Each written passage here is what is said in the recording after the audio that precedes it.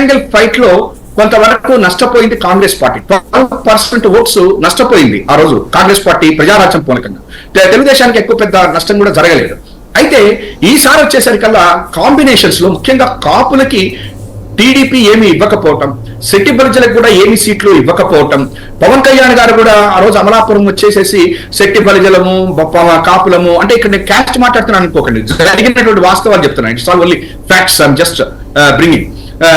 ఇంకోటి ఏంటంటే ఎప్పుడైతే శెట్టి బలిజలు కలుపుకుని పోవాలి, మనందరం కలిసి ఉండాలి అది ఇదని చెప్పి శెట్టి బలిజలకు ఒక్క సీటు కూడా ఇవ్వకపోవటం, ఆ తర్వాత కాకినాడలో కానీ అక్కడ కొంతమంది జనసేన నుంచి బయటకు వచ్చేసేయటం, తర్వాత పవన్ కళ్యాణ్ గారు ఎప్పుడైతే తెలుగుదేశం పార్టీ వాళ్ళని పిలిచి కండవ వేసి రాత్రి పొద్దున్నే బీఫార్మర్లు ఇవ్వటం, దాంతో నా వరకు మాత్రం 45 years దాటినటువంటి కొంత కాపు సామాజిక వర్గం ఎవరైతే ప్రజారాజ్యం పార్టీని చూశారో, ప్రజారాజ్యం పార్టీలో ఎంత నష్టపోయామో, ఇది ఇట్లా కాదు పాలిటిక్స్ అనుకున్నారో, వాళ్ళు మాత్రము ఈ కూటమితో ఉన్నారని నేను అనుకోవటం.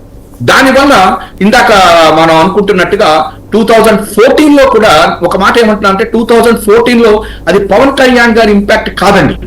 అప్పుడు కూడా మీరు కనుక చూస్తే నిజంగా ఏలూరులో తోటా చంద్రశేఖర్ కాపు ఇచ్చారు ఎవరు, జగన్ గారు. ఆయన అప్పుడు కూడా సామాజిక న్యాయం చేశాడు, ఆయన భయపట్టల్లా. అది ఆయనలో ఉన్న గొప్పతనం. అట్లా మీకు కొంత ఏమైందని చెప్పంటే ఆ రోజున ఉన్నటువంటి పరిస్థితుల్లో కొంత గోదావరి జిల్లాలో 5 సీట్లకి వచ్చింది అని మన మిత్రులు వీళ్ళందరూ అంటమే తప్ప 2019లో ఎట్లా వచ్చినాయో ఇవాళ కూడాను అటు ఇటుగా అదే పరిస్థితి ఉందండి. వైఎస్ఆర్సీపీకి వీళ్ళు అనుకుంటున్నట్టుగా ఏమీ తగ్గేటువంటి పరిస్థితి. లాస్ట్ టైం 27 వచ్చినాయి, ఈసారి ఏమన్నా ఒక 2 సీట్లు అటు ఇటు అవుతుందేమో తప్ప ఇవాళ గోదావరి జిల్లాలలో ఒక కాపు సామాజిక వర్గం పవన్ కళ్యాణ్ తోటి వెళ్ళిపోయింది, లేకపోయేటట్టయితే ఏమన్నా ఈ యొక్క ఇది కాదు. జగన్మోహన్ రెడ్డి గారు చేసినటువంటి బెనిఫిట్స్, ఈ పథకాలు ఏదైతే ఉన్నాయో అది గోదావరి జిల్లాలో బాగా ఇంపాక్ట్ ఉందని అని చెప్పని నేను చెప్తున్నా. గోదావరి జిల్లాలో ముఖ్యంగా ఇంపాక్ట్ బాగా ఉంది అక్కడ. ఎందుకంటే మన హైదరాబాద్ లో వెళ్ళండి, బెంగళూరు, అక్కడికి చాలా మంది వెళ్ళిపోయేసేసి 1వ తారీఖు 30వ తారీఖు 31వ తారీఖున వాళ్ళు ట్రైన్స్ లో హైదరాబాద్ నుంచి వస్తారండి. వచ్చేసేసి ఇక్కడ పింఛన్లు అవన్నీ తీసుకుని వెళ్ళిపోవటం, తర్వాత చాలా మంది ఆధార్ కార్డులు కూడా ఇక్కడికి మార్పించుకోవటం, అవన్నీ నేను ఎక్కువ చూశాను. కాబట్టి వాళ్ళందరికీ కూడా ఏంటంటే ఇవాళ రోజున జగన్మోహన్ రెడ్డి గారు ఇచ్చేటువంటి పథకాలు వేడి నీళ్ళకి చన్నీళ్ళ లాగాను మనకు కొంత ఉపయోగపడుతున్నాయి.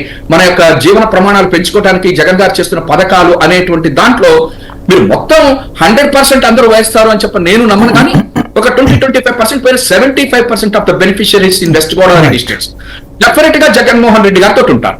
ఇక లాస్ట్ కి వస్తున్నాను, మన ఉత్తరాంధ్రలో ఈసారి సర్ప్రైజింగ్ థింగ్ ఏంటంటే విశాఖపట్నంలో కూడా లాస్ట్ టైం లాగా చంద్రబాబు నాయుడుకి రావు. ఈసారి జగన్మోహన్ రెడ్డి గారు ఆల్మోస్ట్ ఈసారి బ్రహ్మాండమైనటువంటి వైఎస్ఆర్